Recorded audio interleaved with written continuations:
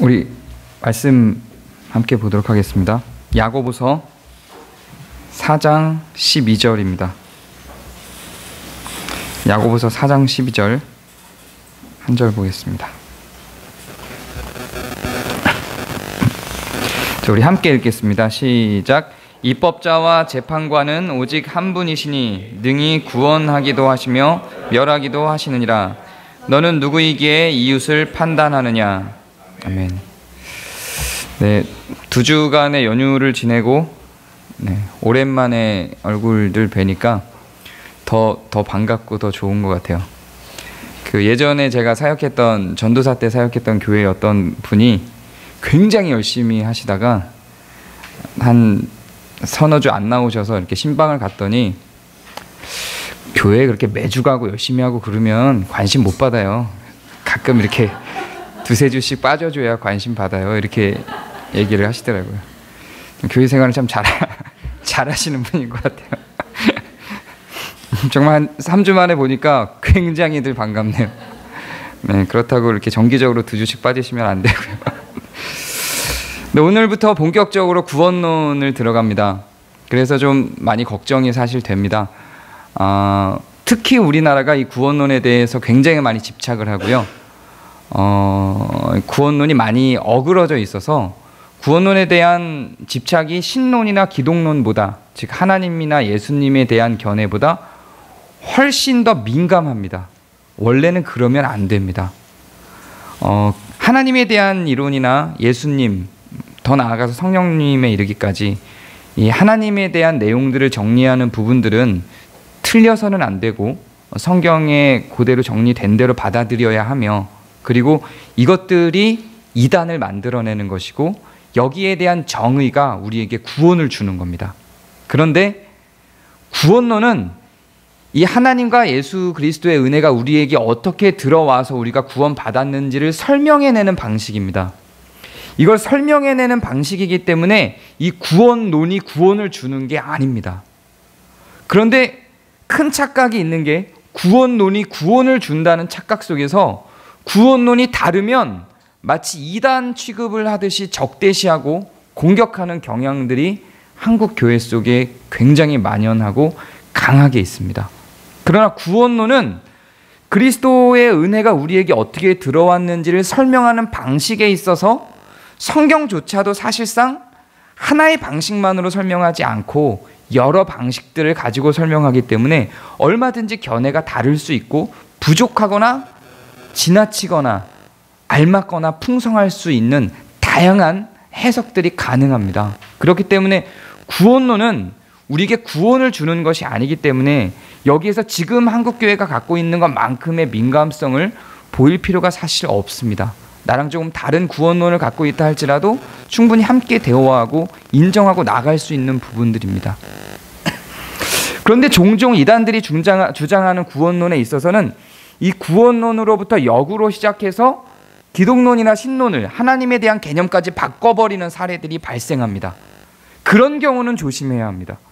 하나님과 예수님에 대해서 배운 내용을 저해할 만큼의 잘못된 구원론에 있어서는 우리가 경계해야 되고 그것들을 배격해야 하는 것이지만, 하나님에 대한 해석과 예수님에 대한 해석이 지켜지는 한도 내에서의 구원론에 대한 해석은 우리가 얼마든지 공유하고 자유롭게 이야기할 수 있는 것입니다.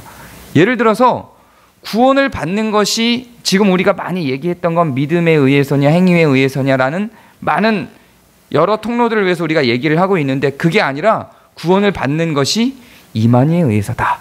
이렇게 되면 그리스도와 하나님에 대한 내용 자체가 그냥 어그러져 버렸죠. 구원을 주시는 이가 그리스도가 아니라 이만희다. 이러면 구원론에서부터 시작이 됐지만 구원을 주시는 분이 그리스도라고 하는 기독론 자체를 다 무너뜨려 버리고 그리스도가 필요 없는 존재가 되어버리죠. 이렇게 구원론이 신론이나 기독론을 망가뜨려 버리는 상황으로 가는 것이 아니라면 얼마든지 우리가 다양한 구원론을 얘기하고 성경에 자기가 믿고 있는 구원론을 나눌 수 있습니다. 그런 정도의 마음에서 제가 오늘부터 앞으로 설교할 구원론을 받아들여 주시기 바랍니다. 저와 생각이 다르다고 권유세 목사네가 저 정체를 이미 알아봤어 이렇게 반응하시면 안 됩니다. 본격적으로 좀 더 들어가기 전에 제가 여러분들께 먼저 질문을 좀 드릴 것들이 있습니다. 아기가 태어나자마자 죽으면 그 아기는 구원을 받을까요? 못 받을까요? 손을 이렇게 딱 들어보게 시켜보고 싶지만 일단 설교 끝나고 한번 마음에 한번 정리를 해보시기 바래요. 많이 고민할 수 있는 얘기죠. 태아 속에 있는 아이가 죽으면에 대한 거는 또 다른 생물학적 문제가 있기 때문에 거기까지는 안 가더라도 태어난 아기가 전혀 성경을 이해하고 받아들일 수 있는 능력이 없는 아이가 죽으면 그 아이는 구원을 받을까요? 못 받을까요?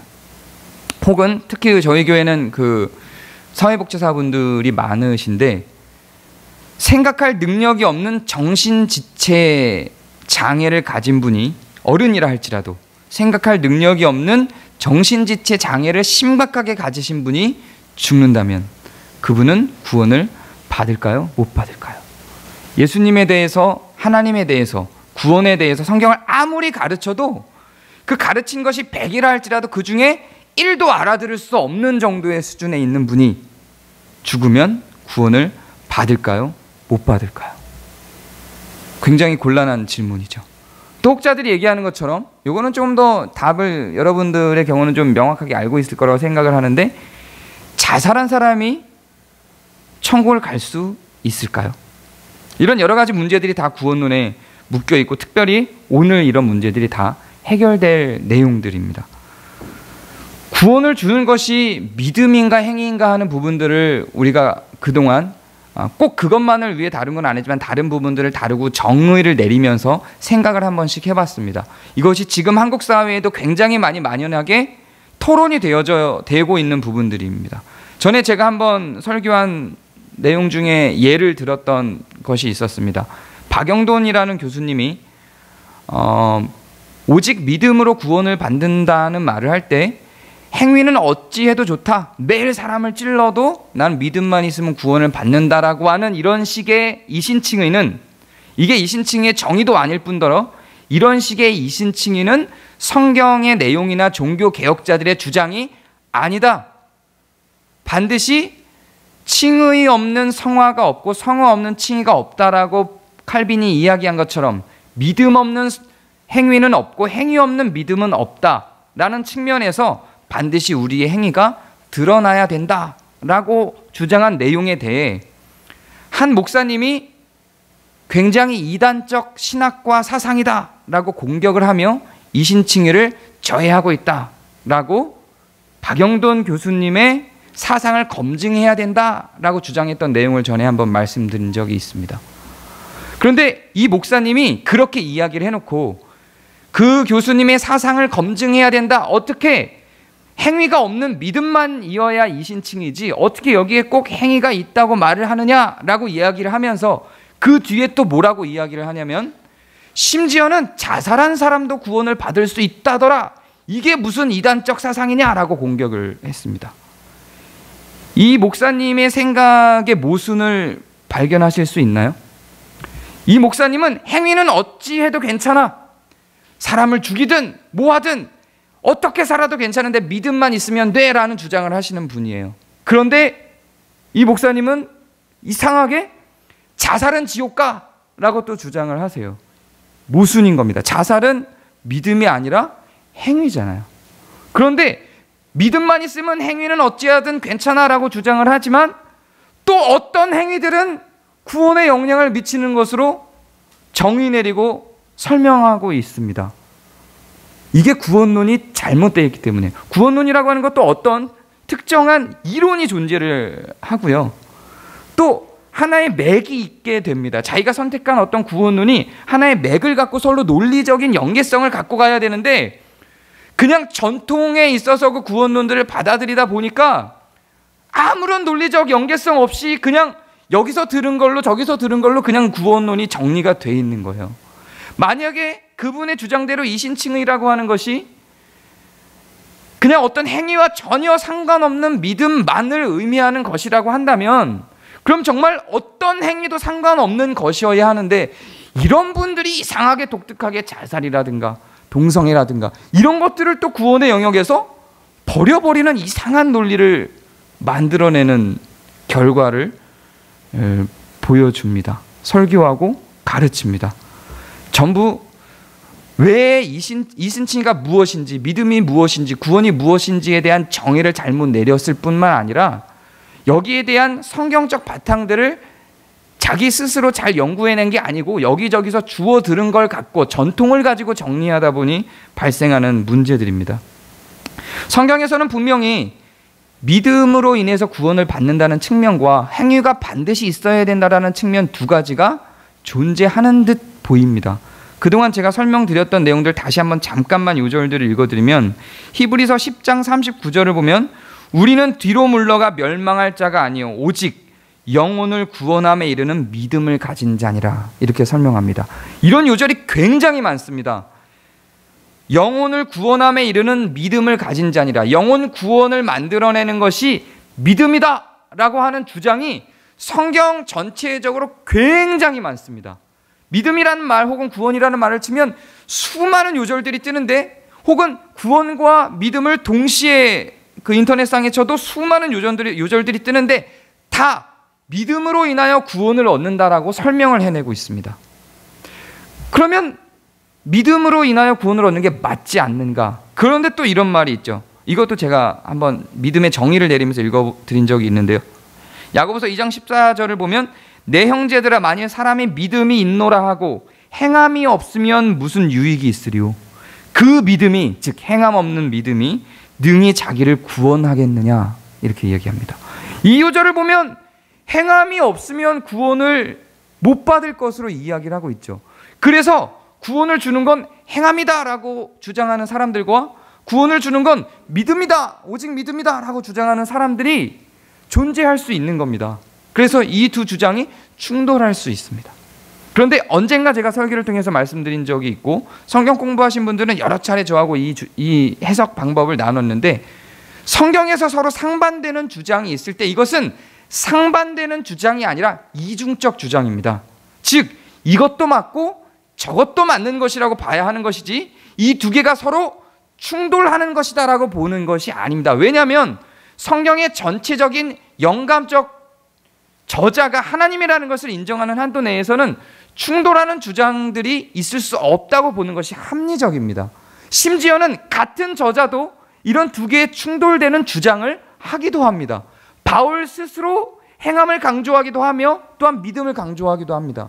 갈라디아서를 읽다가 로마서를 읽으면 굉장히 큰 혼란에 빠집니다.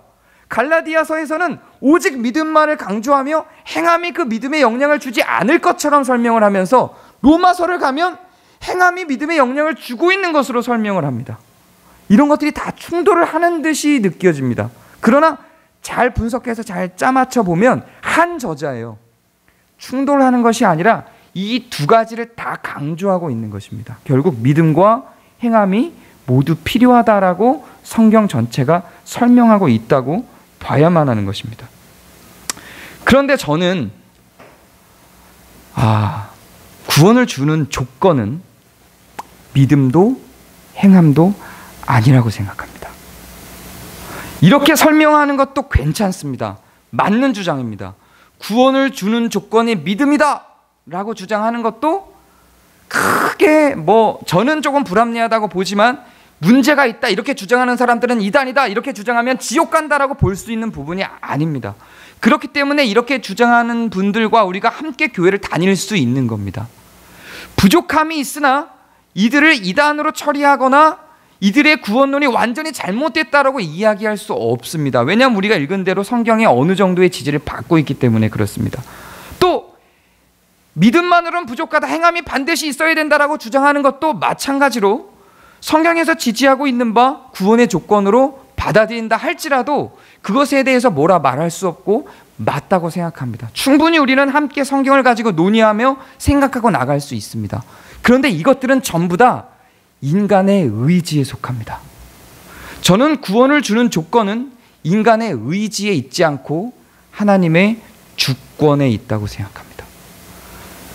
믿음을 내가 가져서 내가 믿어서 구원을 받는다. 믿음이 구원을 받는 조건이다라고 하는 측면도 결국은 인간의 의지적 선택을 포함하고 있습니다. 그 믿음뿐만 아니라 행위가 반드시 동반돼야 된다라고 하는 것도 결국 내가 행동하고 내가 내 행위로 말미암아 구원의 조건을 채워내는 것입니다. 이것도 마찬가지로 인간의 의지에 그 구원의 조건을 담고 있습니다. 그러나 저는 이 믿음이라고 하는 측면도, 행위라고 하는 측면도 구원을 주는 조건이라고 생각하지 않습니다. 구원을 주는 조건이라는 것을 굳이 따진다고 한다면 그것은 믿음도 아니요, 행위도 아니요, 하나님의 주권이라고 생각합니다.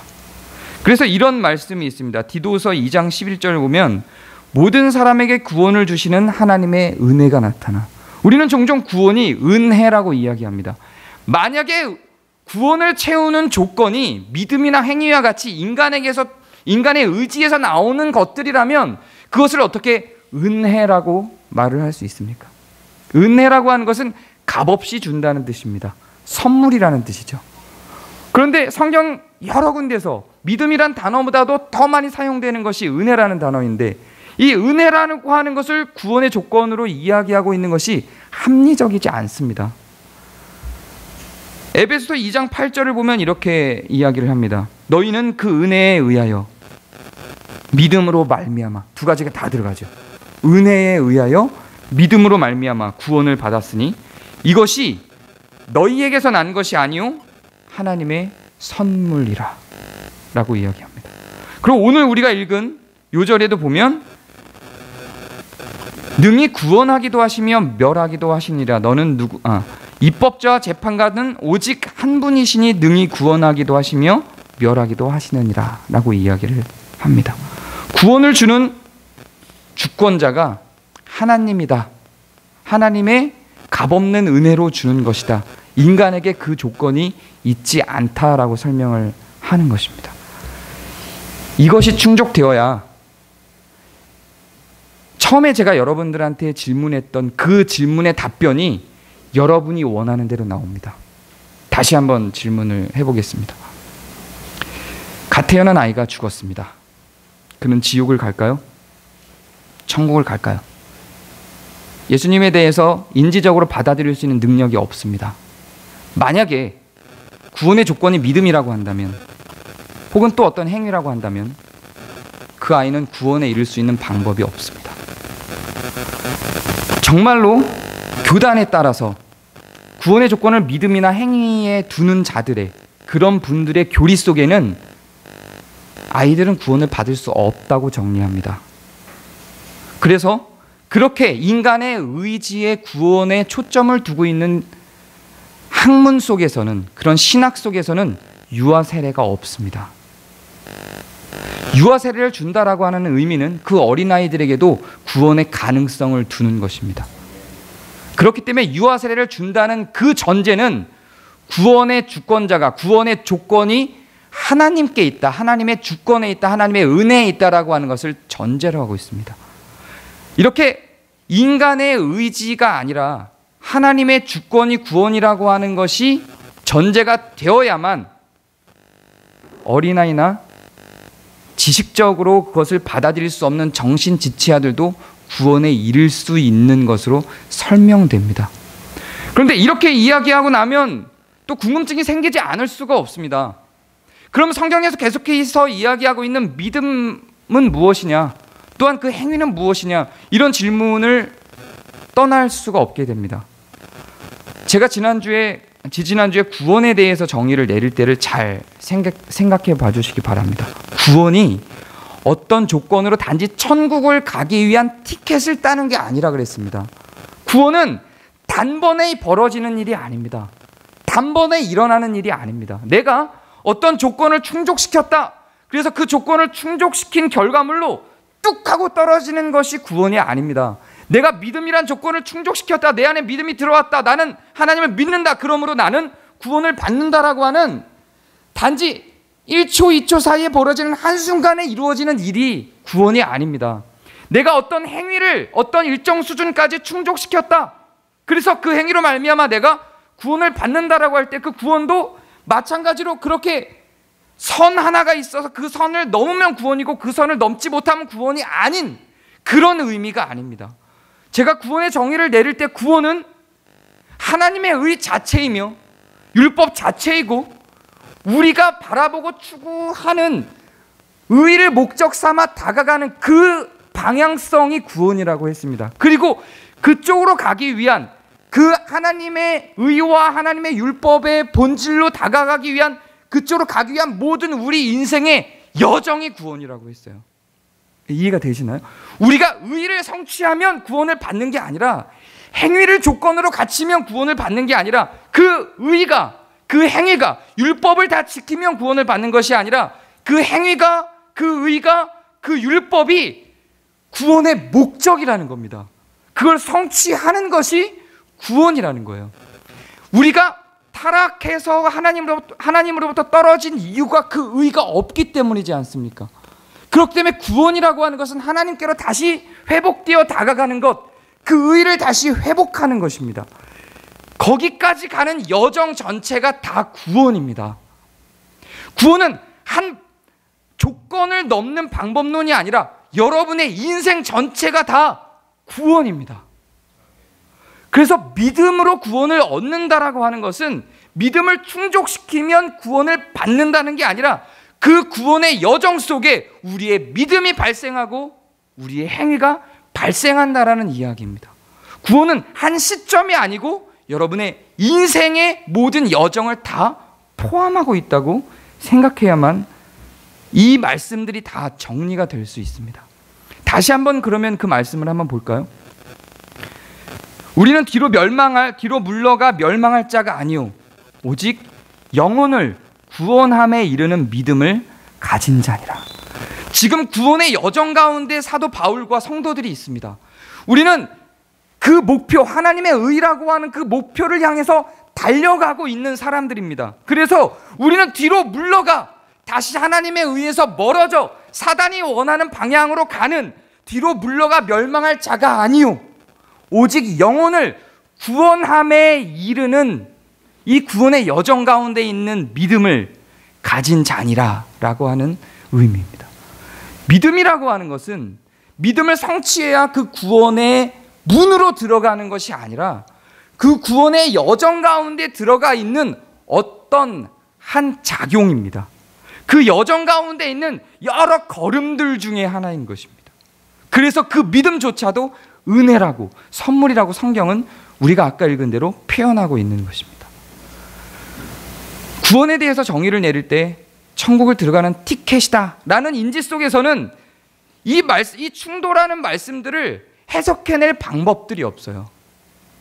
그러나 성경은 끊임없이 구원을 여정으로 설명하고 있고 긴 시간 속에서 이루어가는 것으로 설명하고 있으며 우리의 인생 전체를 하나님의 선물로 보고 인생 전체를 구원을 이루어 나가는 하나의 길로 보고 그 안에 있는 방편들로 믿음과 행위가 등장하는 것입니다.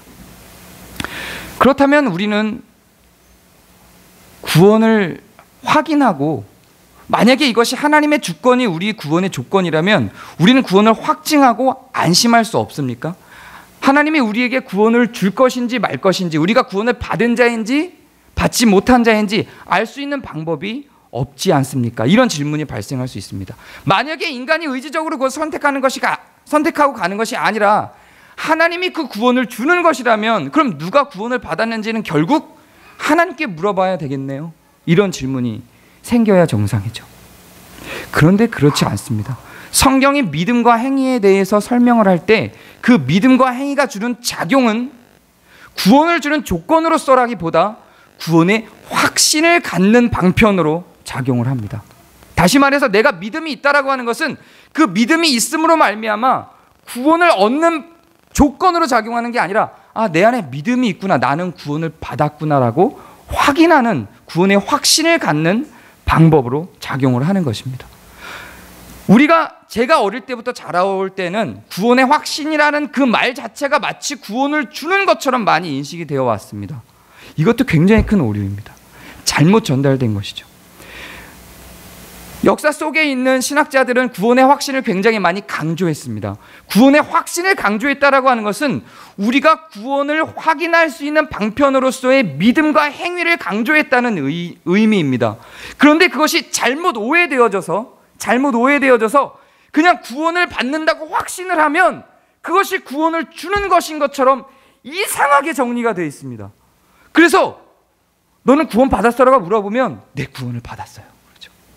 어떻게 구원을 받았어요? 어떻게 구원을 받았니? 그러면 저는 구원 받은 걸 확신하거든요. 그래, 네가 왜 그러니까 구원을 받은 걸 어떻게 네가 구원을 받았다고 확신하니? 저는 확신하니까요. 뭘 확신하는지 몰라요. 그냥 확신하는 거예요. 나는 구원을 받았어요. 성경이 우리가 구원을 확증받은 자라고 표현하고 있는 것, 우리가 구원을 받은 인침받은 자라고 확실한 도장을 딱 찍은 사람이라고, 찍힌 사람이라고, 구원으로 가는 길을 확인받아서 도장을 딱 받은 사람이라고 말을 할 때 너희들의 믿음을 확인하도록, 너희들이 하나님의 의의 방향성을 두고 우리의 행위가 뒤로 다시 걸어가 사단의 것을 향해 달려가는 것이 아니라 하나님의 의를 향해 달려가는 것으로 나를 보면 확인할 수 있잖아요. 그래서 나는 내가 부정하려고 해도 하나님이 믿어지는 거예요. 하나님이 이 세상을 창조했다는 게 믿어지는 거예요. 예수님이 살아계셔서 내 죄를 사해 주셨다는 게 믿어지고, 내가 죄인이어서 예수 그리스도의 구속하심에 필요한 존재라고 하는 것이 믿어지는 거예요. 그래서 내가 아무리 노력을 해도 이제부터 믿지 않겠어. 나는 지금부터 내가 죄인이 아니라 의인이라고 생각하겠어. 구원이 필요 없는 존재라고 생각하겠어. 이 세상은 하나님이 창조한 게 아니라고 생각하겠어 라고 아무리 부정을 해도 이게 떠나가질 않는 거예요. 그리고 그냥 하나님이 믿어지는 거죠. 이것이 구원을 확신하는 방편인 겁니다. 이 믿음이 구원의 조건이 아니라, 내 행위가 이제부터는 나쁜 짓을 막 하려고 드는데, 살인도 좀 하고 사기도 좀 치고 막 이러고 살고 싶은데, 그렇게 할 때마다 내 가슴이 너무 힘이 든 거예요. 그렇게 갈 수가 없어서 내 인생의 방향성이 하나님의 의를 향해서 갈 수밖에 없게 만드는 거예요. 그런 내 삶을 확인하는 겁니다. 이것이 내가 구원받은 자라고 하는 것을 확인하는 방식으로 작용해서 구원의 확신이 서게 되는 것입니다. 그럼 구원의 확신이 없다고 해서 구원이 없는 자입니까? 그렇지 않습니다. 믿음이 연약하고 아직 내 인생의 방향성을 확실하게 하나님께로 정하지 못하여 아직은 하나님께로 가는 길보다 내가 쾌락이 더 좋고, 아직은 하나님을 믿는 것보다 다른 진화론과 다른 것들이, 다른 방편들이 훨씬 더 내게 이해되기 쉬워서 그 가운데 묶여있다 할지라도 내 마음속에 충돌이 생기고 갈등이 생겨 자꾸만 하나님께도 내 마음의 방향성이 돌아서고 있는 것들, 그런 상황에서 사람들은 이렇게 생각하는 거예요. 나는 하나님이 잘 안 믿어줘. 진화가 더 맞는 것 같아 라고 하지만, 마음속에서 일어나고 있는 어떤 작용들도 아직은 하나님께로 나아가서 하나님의 믿음이 확정되어져서 내가 하나님을 믿어, 이건 어쩔 수 없는 결과물이야 라고 하기 전 단계에서도 얼마든지 그는 구원 가운데 있다고 저는 생각합니다. 왜냐하면 인생이 전체적으로 다 구원의 여정이기 때문에 그렇습니다. 혹은 이런 사람들도 존재합니다. 내가 구원을 받았다고? 나는 사람을 죽였어. 난 이렇게 사기를 치고 살았어. 나는 이렇게 음탕해. 이렇게 해서 내 마음 가운데 가득해 있는 죄를 보는 거예요. 그래서 나는 구원을 받았을 리가 없어. 내가 구원의 확신이 없어요. 난 천국에 들어갈 자신이 없어. 이런 사람일수록 근데 훨씬 더 구원받았을 가능성이 훨씬 높습니다. 구원의 확신이라고 하는 것이 결코 구원을 주는 조건이 아닙니다. 구원의 확신을 가지고 살아가는 사람들이 삶이 훨씬 더 풍요롭죠. 훨씬 더 안전하게 신앙생활을 할 뿐만 아니라 인생을 살아갈 수가 있습니다. 훨씬 더 쉽게 풍족하게 삶을 누리고 살아갈 수가 있습니다. 그런 의미에서 구원의 확신이 우리에게 주는 유익이 있는 것이지, 구원의 확신이 없다 할지라도 충분히 수많은 사람들이 구원의 조건 속에 들어와 있습니다. 저는 선교사였고 사우디아라비아에서 혹은 이라크에서 몇몇 사람들을 가르쳐, 무슬림인 사람들을 가르쳐 성경을 선물하기도 하고 성경을 공부시키기도 했었습니다. 그 나라에서는 그가 크리스찬이라고 고백을 하면, 그것이 알려지면 사형에 처해집니다. 그냥 뭐 재산적인 피해를 입고 이 정도가 아니라 사형에 처해집니다. 혹은 제가 있던 수단에서도, 제가 남수단에 있을 때 말고, 아프리카 남수단에 있을 때 말고, 북수단은 아랍계거든요. 북수단에 있을 때에도 한 1년 반 정도를 있었는데요. 그 북수단에 있을 때에도 마찬가지로 전도를 했는데 그 사람들도 똑같아요. 크리스찬이 있기는 합니다. 그런데 크리스찬은 직업을 가질 수 없어요. 땅을 매매할 수 없습니다. 집을 가질 수 없어요. 무슬림들의 것입니다. 모든 땅들은. 일도 무슬림이 되어야 시킵니다. 크리스찬들은 일용직밖에 할 수가 없어요. 그래 누가 크리스찬이 되겠어요? 그래서 제가 성경 공부 강좌를 열고 전도를 해서 성경을 가르치는데 와요. 그 자리에 오고 성경을 배웁니다. 그런데 끝까지 무슬림이래요. 믿음을 고백하지 않습니다. 과연 그들은 크리스찬일까요? 무슬림일까요? 과연 그들은 구원에 이르렀을까요? 구원받을 수 없을까요? 저랑 같이 있었던 선교사님 중에 한 분은 너 그대로 그 사람들을 두면 안 된다. 빨리 결단을 내리게 해서 그들이 크리스찬이라는 걸 사람들 앞에서 선언하게 하고 입으로 시인하게 해서 그들이 속히 하늘나라 백성이 되도록 안내를 해야 된다. 왜 그 자리에 그들을 머물게 하느냐라고 이야기를 하는데, 내가 그들에게 그것을 요구하고 부담을 주는 순간부터 그들은 이제 뭘 갈등해야 되냐면 인생 전체를 다 버려야 되는 거예요. 사우디를 떠나야 됩니다. 그들이 갖고 있던 모든 재산을 다 포기해야 됩니다. 이거는 그 구원의 여정의 저 끝에 완전한 성화를 이루어서 하나님이 주시는 성령의 거룩하심과 완전히 하나 된 상태에서는 가능할지 모르겠지만, 그 구원의 여정을 겪어가고 있는 여정 속에서 아직 연약한 믿음과 연약한 행위 가운데 있는 자들이 할 수 있는 일들이 아닙니다. 저는 그들이 그 순간에 하나님을 믿는다고 고백하지 못하고 하나님을 믿는다고 심지어는 인식하지도 못하고 죽는다 할지라도 그들 가운데 구원이 있다고 생각합니다. 매주 성경 공부를 하러 와요. 하나님의 이야기를 듣기를 원해요. 어떻게 그들 가운데 구원이 없다고 생각을 하죠? 근데도 이래요. 제가 구원에 대해서, 성경이 가르치는 구원에 대해서 구원의 은혜다라고 이야기를 하다 보면, 그래 네 말이 굉장히 합리적인 것 같아. 근데 하루에 기도 5번은 해야 될 것 같아. 이렇게 벗어나지 못하고 있어요. 그렇다고 할지라도 그들 가운데에는, 그들이 무슬림이란 이름을 갖고 있다 할지라도 이미 하나님에 대한 마음이 저는 있다고 생각을 하고, 그걸 더 알기 위해 매주 나오고 있는 그 발걸음들 속에 구원이 과연 없을까? 저는 그들과 2년, 3년을 함께 살면서 그렇게 생각하지 않습니다. 구원이라고 하는 것은 그렇게 인간의 의지대로 어떤 변화를 줘서 휙 하고 180도 돌아서야만 주어지는 것이 아니라 하나님의 주권 안에서 하나님에 의해서 설명되어지고 하나님께 그것을 맡겨내야 된다고 생각합니다. 그래서 오늘 우리가 읽은 말씀에 너는 누구이기에 이웃을 판단하느냐라고 말합니다. 우리는 그 누구도, 그 누구의 구원도 판단할 수 없습니다. 오늘 우리 더함 공동체 교회가 세운 20개조 방반문 중에 제1조 방반문 혹시 기억하십니까? 그 누구도, 그게 아무리 고매한 자나 성직자라 할지라도 사람들의 구원에 대하여 말할 수 없다. 이게 우리가 세운 방반문 1조잖아요. 루터의 95개조 방반문에도 마찬가지로 등장했습니다. 우리는 우리 스스로 확신할 수는 있습니다. 나에게 물어보니 나는 믿음이 있고, 나에게 확인해 보니 내 삶의 방향성이 하나님의 의를 향해서 달려가고 있어.